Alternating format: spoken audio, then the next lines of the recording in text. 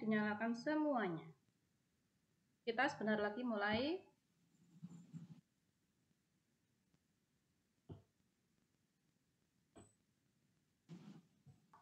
Sudah siap semuanya? Sudah sarapan semuanya? Nah, sudah. Assalamualaikum warahmatullahi wabarakatuh. Waalaikumsalam. Waalaikumsalam warahmatullahi wabarakatuh. Apa kabar semuanya? Kalau kita lama tidak tatap muka ya. Kita sudah lama tidak tatap muka ya. Siapa yang belum sarapan hari ini? Ya, Bu. Sinten yang belum sarapan? Halo. Nanti tak kirim gambar nasi ya. Bisa? Alhamdulillah. Bisa. Ya, Bisa. mulai pembelajaran pada pagi hari ini kita awali dengan berdoa.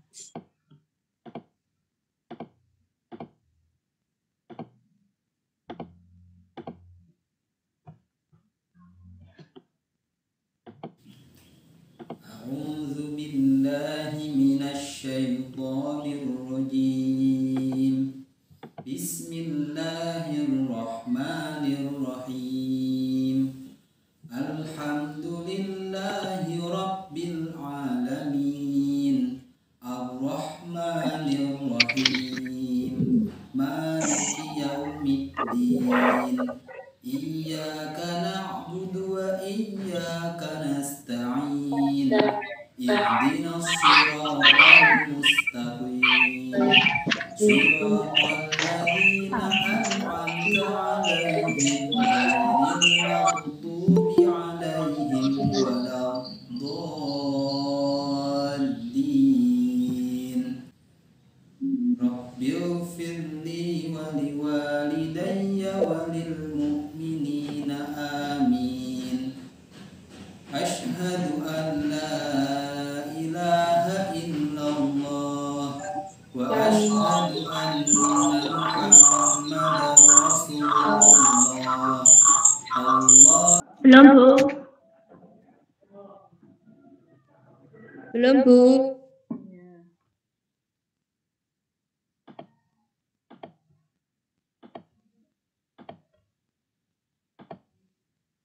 Assalamualaikum warahmatullahi wabarakatuh. Kembali lagi dengan Bu Lilis. Assalamualaikum warahmatullahi wabarakatuh. Kembali lagi dengan Bu Lilis. Kita nanti akan belajar ilmu pengetahuan alam, yaitu cara tumbuhan dan hewan menyesuaikan diri dengan lingkungan. Mari simak penjelasan berikut ini. Nah, jadi anak-anak, proses makhluk hidup menyesuaikan diri pada lingkungannya ini disebut dengan adaptasi. Mengapa makhluk hidup itu perlu beradaptasi? Jadi, makhluk hidup itu perlu beradaptasi karena beberapa tujuan. Di antaranya yang pertama, untuk mendapatkan makanan, kemudian menyesuaikan diri dengan lingkungan, menjaga kelangsungan hidup, dan mempertahankan eksistensi spesiesnya sehingga makhluk hidup tersebut tidak punah. Adaptasi itu dibagi menjadi 3 macam. Ada adaptasi morfologi, adaptasi fisiologi, dan adaptasi tingkah laku. Adaptasi morfologi merupakan bentuk penyesuaian diri dengan lingkungannya yang disertai perubahan bentuk dan alat tubuhnya.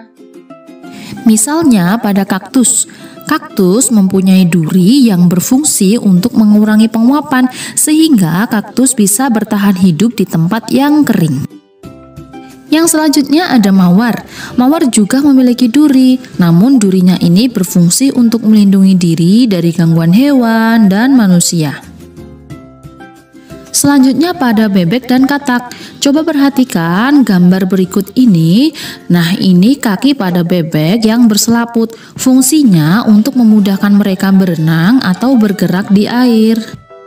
Nah, ini contoh bentuk kaki pada hewan lainnya, seperti elang. Elang memiliki bentuk kaki yang pendek dan tajam, fungsinya untuk mencengkram mangsa. Begitu juga dengan ayam. Ayam memiliki 3 jari menghadap ke depan dan 1 bagian tidak sempurna menghadap ke belakang. Fungsinya untuk berjalan dan mengorek tanah untuk mencari makan. Begitu juga dengan bentuk kaki hewan lainnya memiliki fungsi yang berbeda-beda sesuai dengan tempat tinggalnya dan makanannya. Contoh yang selanjutnya yaitu berbagai bentuk paruh burung yang berbeda-beda disesuaikan dengan jenis makanannya.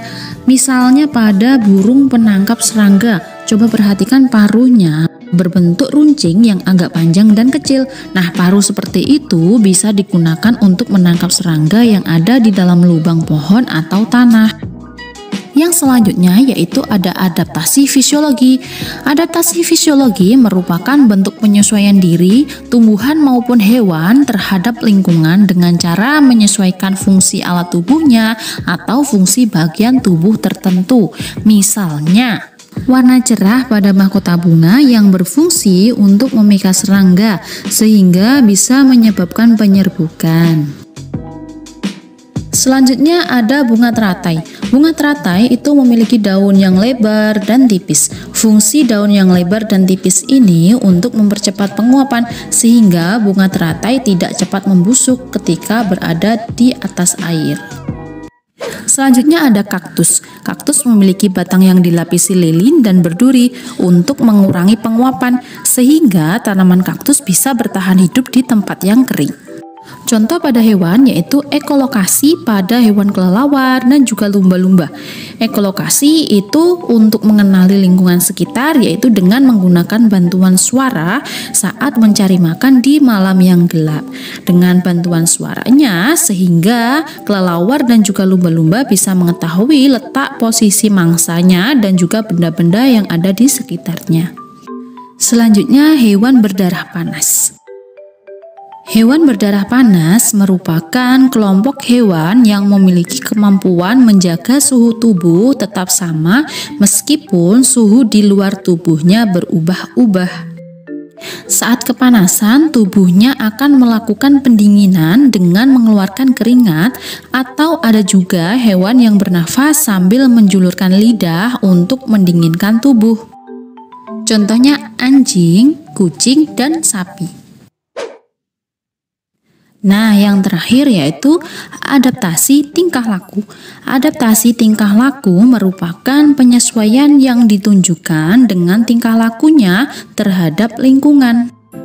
Misalnya bunga pukul 4 yang layu di pagi hari akan mekar pada sore hari karena pengaruh cahaya matahari. Contoh yang selanjutnya, coba perhatikan gambar berikut. Tumbuhan yang berada di tempat tertutup juga cenderung akan membelokkan tubuhnya ke arah datangnya cahaya matahari, seperti contoh pada nomor 4. Kemudian pada tanaman jagung, daun jagung menggulung untuk mengurangi penguapan. Contoh pada hewan yaitu pada bunglon. Bunglon menyesuaikan diri dengan lingkungan sekitarnya dengan cara mimikri.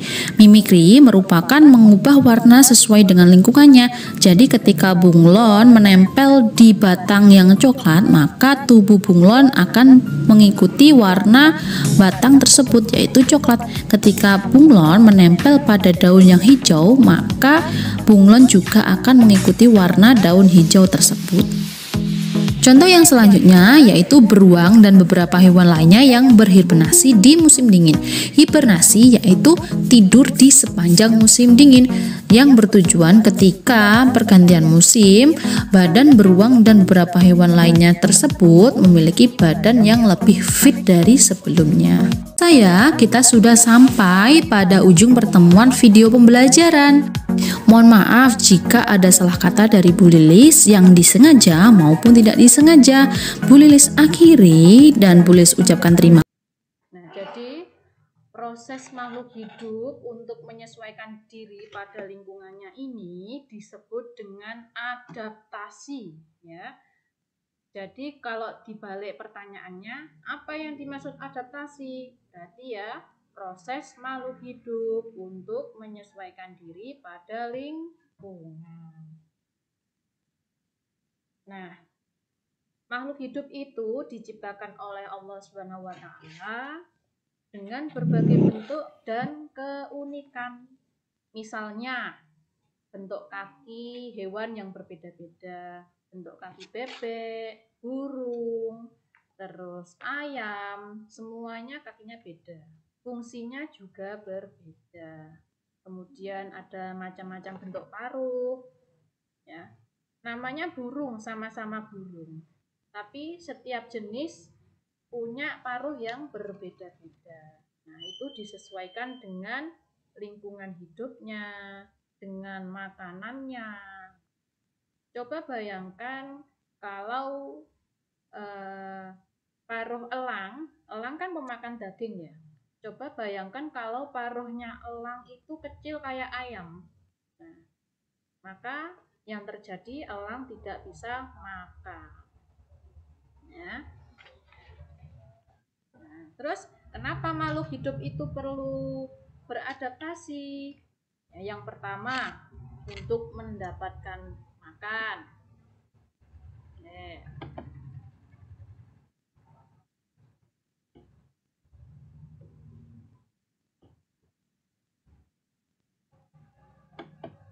Nah, tujuan beradaptasi yang pertama untuk mendapatkan makanan.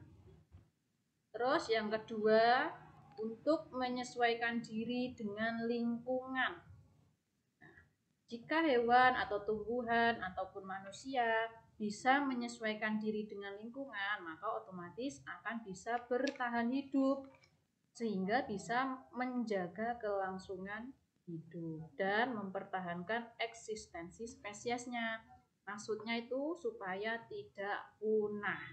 Ya, supaya tidak punah. Bisa dengar suaranya Bu Lilis?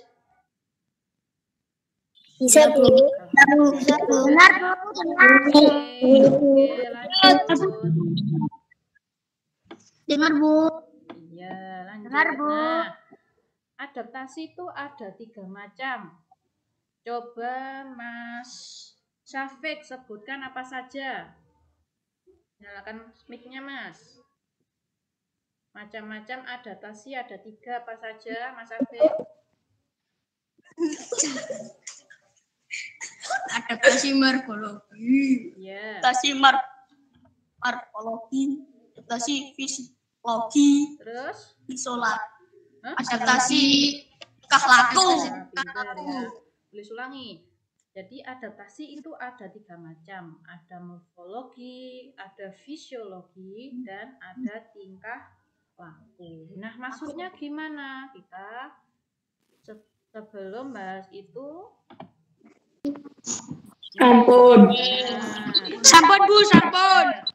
Sampun. Mbak Kamelia baca sampai titik yang pertama. Ya, Mbak Kamelia dinyalakan. Judulnya dibaca ya. Bu. Iya, Mbak Kamelia. Khusus cicak. Ciri khusus cicak dibaca. Memiliki apa? Dan marahnya di tahun dan Ya. Terus lanjut Mas Abbas. Cicak dapat nggak kelihatan, Mas? Cicak dapat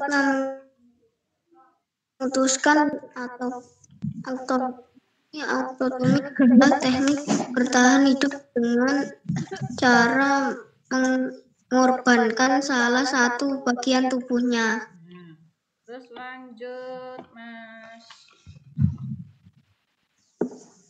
Mbak Sydney. Paragraf kedua. Mbak Sydney. Itu cicak jika merasa terancam keselamatannya, maka cicak memutuskan ekornya sendiri. Fungsi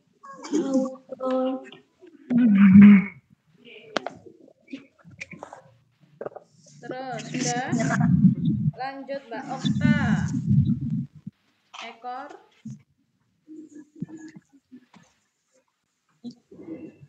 Mbak Okta. Ekor yang putus akan melakukan gerakan-gerakan yang cukup menarik perhatian sehingga perhatian pemangsa akan fokus ke ekor yang putus tersebut. Sehingga cicak pun bisa melarikan diri dengan lebih leluasa. Nah, kita lanjut ke materinya. Adaptasi itu dibagi menjadi 3 macam. Ada adaptasi morfologi, fisiologi, dan tingkah laku. Nah, maksudnya gimana? Yang pertama ada adaptasi morfologi. Nah, layarnya kok orang pindah. Sudah ganti slide? Sudah ganti? Putus-putus, Bu. Sudah, Bu. Putus-putus suaranya. Ibu agak putus-putus. Iya, tak ulangi.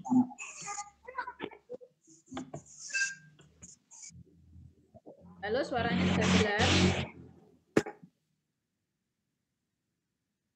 Sudah jelas? Suaranya jelas ya? Suaranya jelas ya? Ya, boleh selanjutkan ya? Jelas, Bu. Oke. Jelas, Bu. Ya. Bisa. Jadi adaptasi itu dibagi menjadi 3 macam. Ada morfologi, fisiologi, dan tingkah laku. Nah, maksudnya kalau adaptasi morfologi itu model penyesuaiannya dari lingkungannya, dengan lingkungannya. Contohnya, perbedaan bentuk kaki, perbedaan bentuk paruh. Ya. Jadi, adaptasi morfologi itu lebih difokuskan pada bagian tubuhnya. Ya, bentuk paruh, bentuk kaki itu. Contohnya apa? Yang pertama, duri pada kaktus yang berfungsi untuk mengurangi penguapan.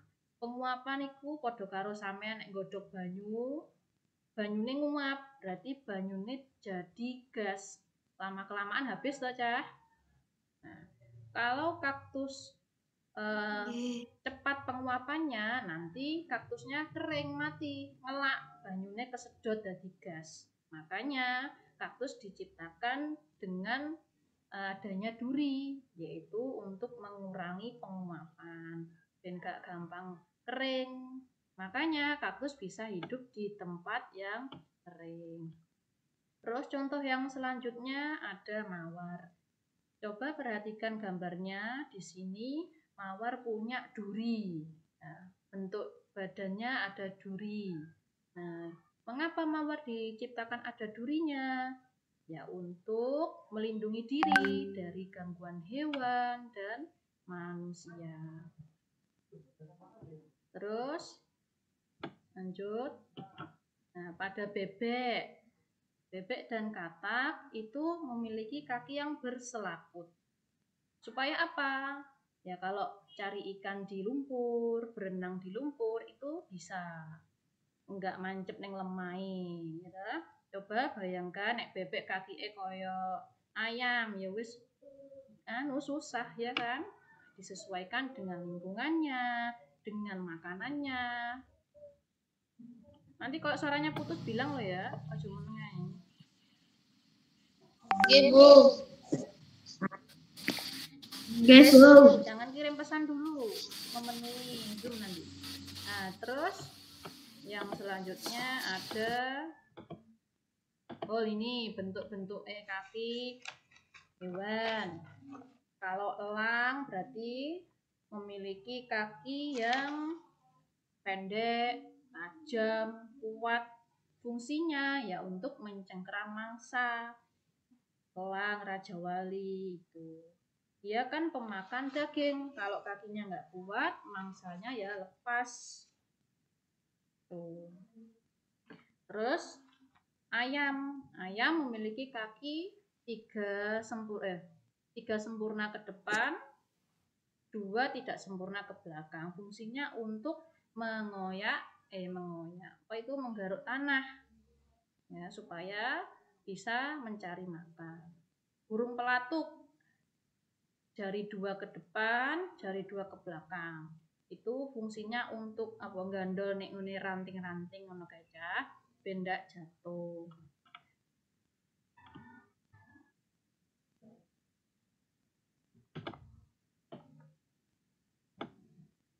Nah, terus bentuk paruh.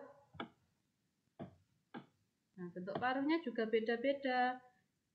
Ya, yang pemakan ikan, pemakan cacing, paruhnya itu bergerigi, kayak gergaji paruhnya, supaya nanti kalau makan ambil ikan di air, airnya bisa tersaring, lumpurnya bisa tersaring. Nah, kalau nggak dibentuk seperti itu, nanti kemakan sama lumpurnya, airnya juga ikut, kan nggak enak. Elang juga gitu, karena dia pemakan daging ya, makanannya ular, ayam, kelinci.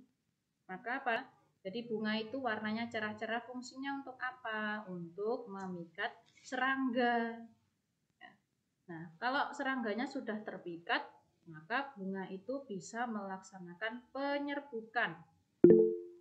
Coba Mbak Lodi, penyerbukan itu apa Mbak Lodi?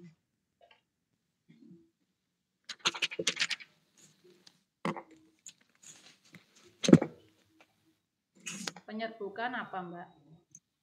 Peristiwa jatuhnya serbuk sari di kepala putik. Nah, bagus. Ya. Penyerbukan itu jatuhnya benang sari ke kepala putik. Nah, itu semua bisa terjadi kalau ada perantaranya, ya serangga, angin. Soalnya kalau tidak dipercepat, nanti teratanya busuk, ya, membusuk karena hidupnya selalu menggenang di air. Ya, contohnya itu ada daun yang sudah menguning itu ya, itu sudah mulai membusuk gitu. Kemudian, nah kaktus lagi. Nah, kalian amati kaktus itu, warnanya ada sedikit putih-putih. Nah, itu karena kaktusnya dilapisi oleh lilin. Nah, lilin itu fungsinya mengurangi penguapan, ben gak cepet menguap.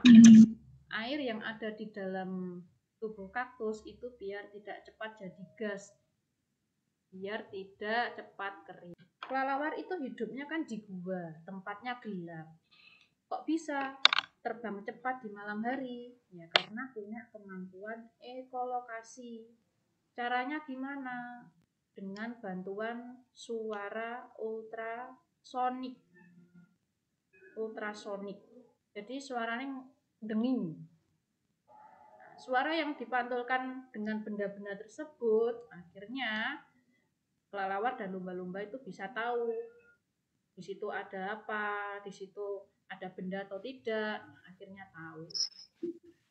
Lumba-lumba juga begitu. Contohnya itu ada di gambar. Mas pesannya mandek sih yo.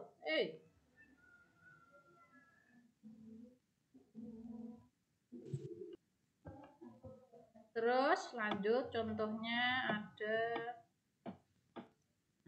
hewan berdarah panas. Hewan berdarah panas itu hewan yang bisa menyesuaikan diri dengan menjaga suhunya sendiri supaya tetap. Ya. Hewan berdarah panas merupakan kelompok hewan yang memiliki kemampuan menjaga suhu tubuh tetap meskipun suhu di luar tubuhnya berubah-ubah. Jadi walaupun di luarnya dingin, hewan itu masih bisa menyesuaikan diri dan terlihat hangat, biar badannya hangat. Contohnya ya saat kepanasan, tubuhnya akan melakukan pendinginan dengan mengeluarkan keringat, atau juga hewan yang bernafas sambil menjulurkan lidah untuk mendinginkan tubuh. Hewan berdarah panas. Contohnya ada anjing, kucing, terus sapi. Sapi ini mengeluarkan keringat. Kalau panas mengeluarkan keringat. Nah, yang selanjutnya ada adaptasi tingkah laku.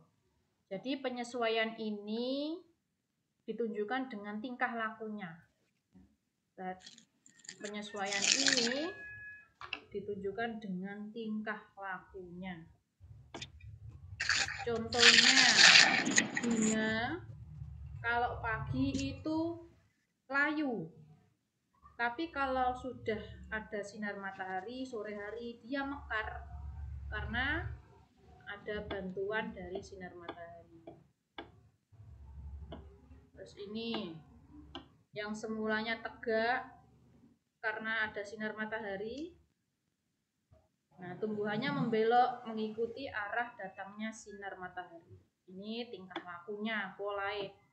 Kalau pada tumbuhan jagung, nah kalau terjadi musim kemarau, panasan, daunnya menggulung ya, untuk mengurangi penguapan. Ada lagi pada hewan bunglon. Bunglon ini penyesuaian tingkah lakunya dengan merubah warnanya sesuai tempat yang dihinggapinya. Ya, kemampuan ini disebut dengan mimikri. Warnane sing dienceloki coklat ya coklat, ijo ya ijo. Nah, iki yang dienceloki ijo ya dadi ijo. Kameranya dinyalakan semuanya. Terus beruang yang melakukan hibernasi ketika di musim dingin. Hibernasi itu tidur panjang. Kenapa kok di musim dingin itu tidur panjang? Supaya nanti kalau sudah berganti musim, beruang itu punya badan atau tubuh yang sehat, fit lagi, seger. Mas, pesannya mandek, Mas.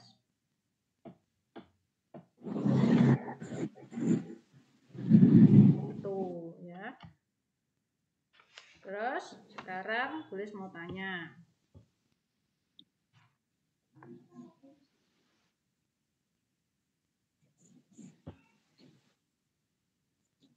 Coba Mbak Lutfiana Ayu. Mana Mbak Lutfiana Ayu? Sebutkan macam-macam adaptasi tadi.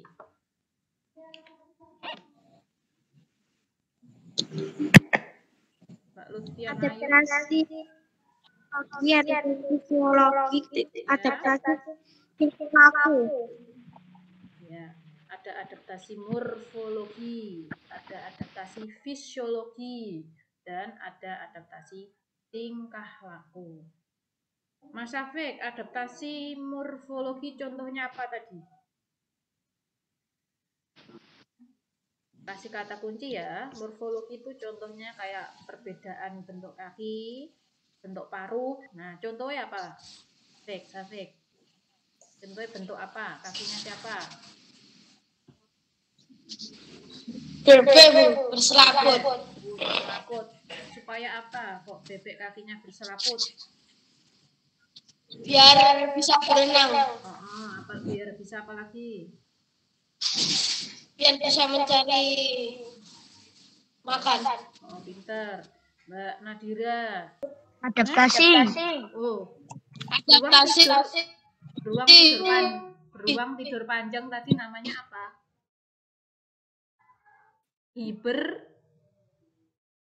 Adaptasi. Panas. Nah, sekarang kita masuk ke sesi praktek. Disiapkan kameranya dinyalakan semuanya. Tak foto baru ini.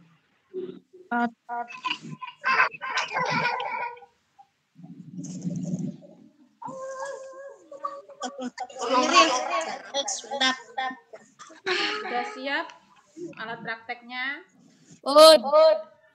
Angkat patah-patah. Ini ya. Bu. Ya. Kapas. 3 gelas aqua yang sudah dilubangi. Sudah siap? Airnya sudah siap? Kameranya dinyalakan semua. Jajal di ketoknya. Siapa nih? Fotonya tak foto.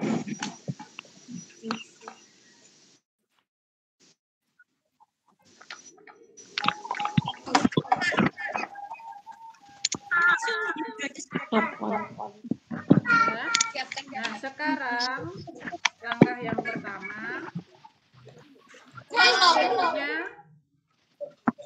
kapasnya itu dimasukkan ke air sedikit.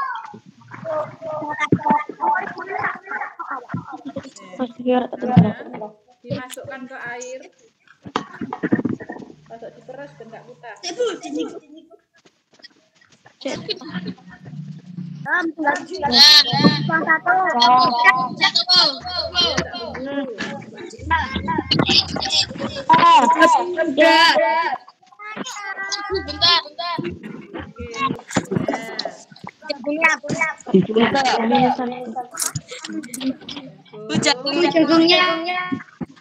Bu, jagungnya dikasih berapa? Jagung merah. Satu gelas diisi 6.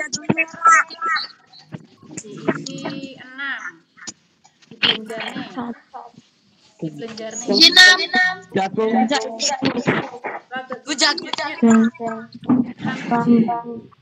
Rada dinyet-nyet sebelah. Di blender nih. Di blender nih, ben hidup. Kalau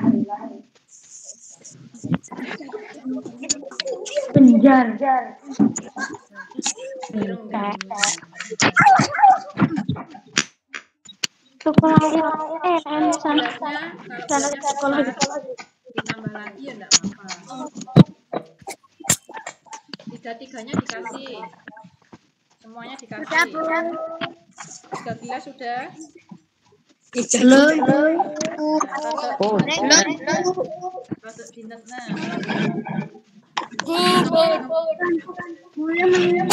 Kancane.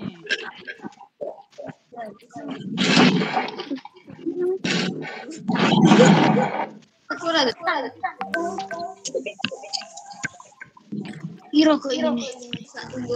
Satu pola.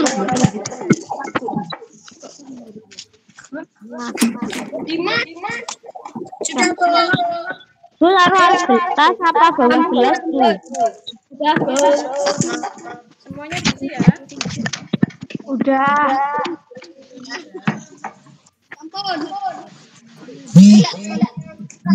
Bu, ditaruh atas gelas apa di bawah gelas Bu? Apanya? Jagungnya. Di dalamnya. Nge-like guys, nge-like. Tadi ada kapas, terus dikasih jagung atasnya.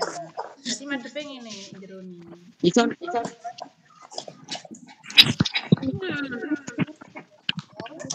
Sakit tukul napa mboten Bu?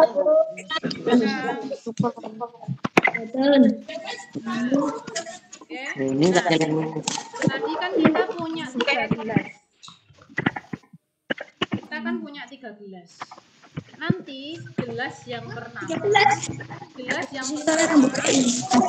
taruh di tempat yang gelap.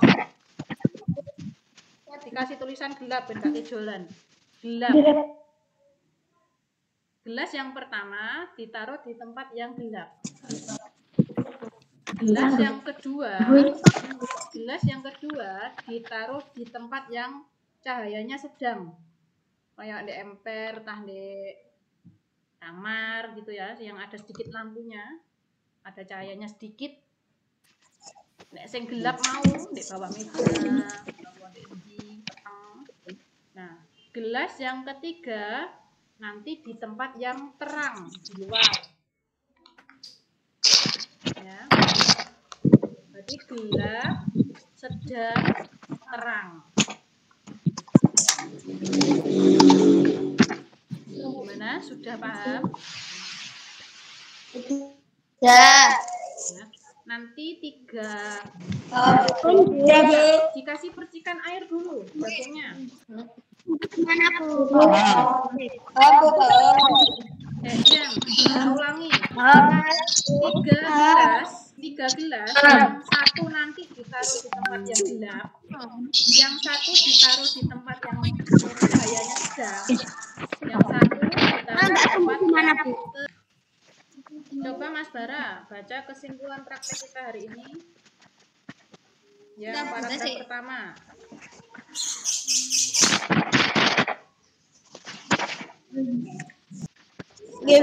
Kesimpulan praktek, media tanam dapat berpengaruh terhadap kecepatan perkembangan biji jagung, mulai dari daya serap air, tekstur media tersebut, dan lain-lain.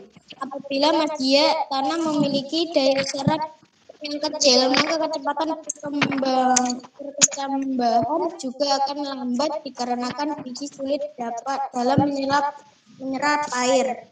Sedangkan apabila daya serap besar, maka sebaiknya bila menggunakan media tanah liat biji akan relatif lambat. Nah, terus sekarang coba baca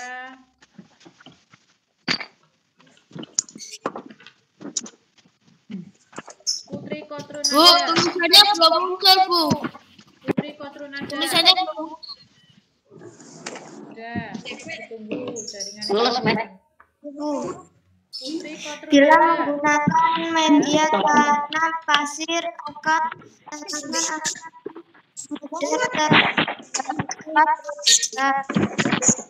mudah tertembus pori-pori karena pasir mempunyai rongga udara yang baik dan mempunyai daya serap air yang baik, sehingga pertumbuhan biji jagung mengalami pertumbuhan yang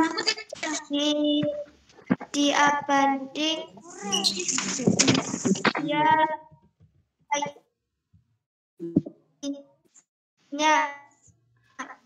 memiliki tekstur beserta serat atau pori-porinya tidak terlalu rapat.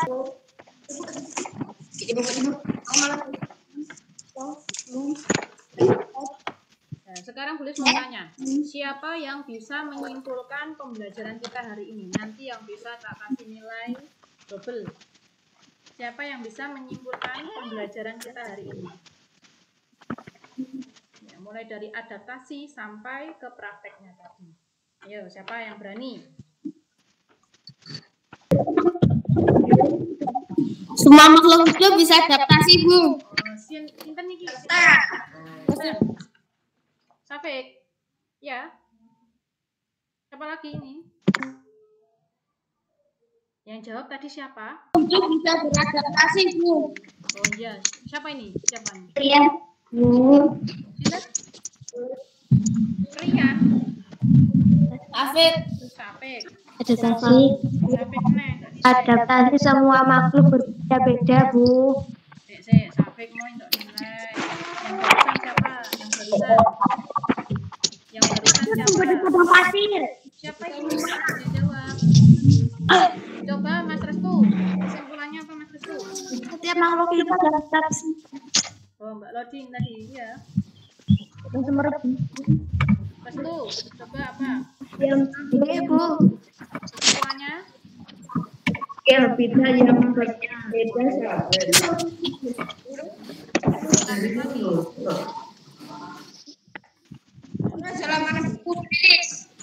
Ya, apa saudara? Yang berbeda. Sudah. Sekarang, Mas Gunawan ini siapa ini? Tingkatnya. Kenapa? Ya, jadi dari kita belajar praktek menanam jagung ini tadi, kita bisa melatih kesabaran, ketelitian, dan ketekunan. Karena apa? Karena jika menanam jagung dilakukan dengan tergesa-gesa, hasilnya pun juga tidak maksimal. Bahkan tumbuhnya bisa gagal atau mati. Ya, jadi tadi kalau ada tumbuhan yang mati, berarti kalian belum sempurna cara menanamnya. Terus kita juga harus telaten dan merawatnya. Mungkin setiap hari disiram, ojo akeh ngomber, ya. Nah, jika kita telaten dan sabar merawat tumbuhan itu, nanti bisa tumbuh dengan baik. Nanti kalau sudah tinggi, ada daunnya, itu bisa dipindah ke media tanah. Ojo dijarne di situ, dipindah ke tanah.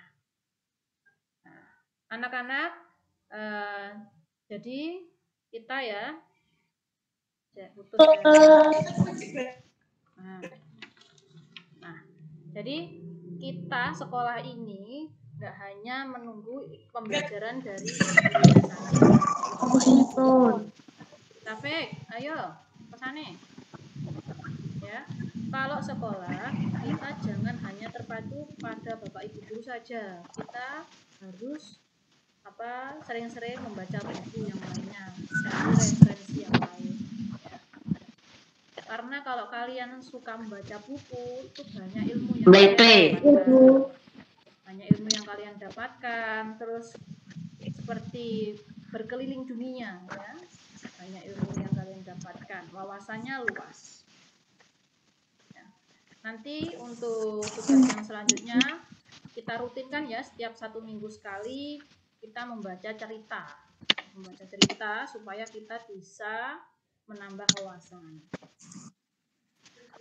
Nah, nanti ada tugas tambahan dari Bu Lilis kirim di grup ya, sedikit saja soalnya. Kerjakan ditulis.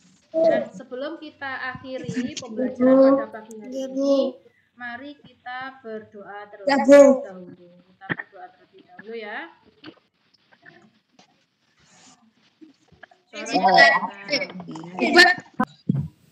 Rabbana anfa'na bima 'allamtana Rabbi 'allimna alladhi yanfa'una Rabbi faqihna wa faqih ahlana wa qurrabati lana fi dinina Bismillahirrahmanirrahim wal 'asri innal insana lafi khusrin illa alladhina amanu wa 'amilus solihati wa tawasaw bil haqqi wa tawasaw bis sabr. Rabbana atina fid dunya hasanah wa fil akhirati hasanah wa qina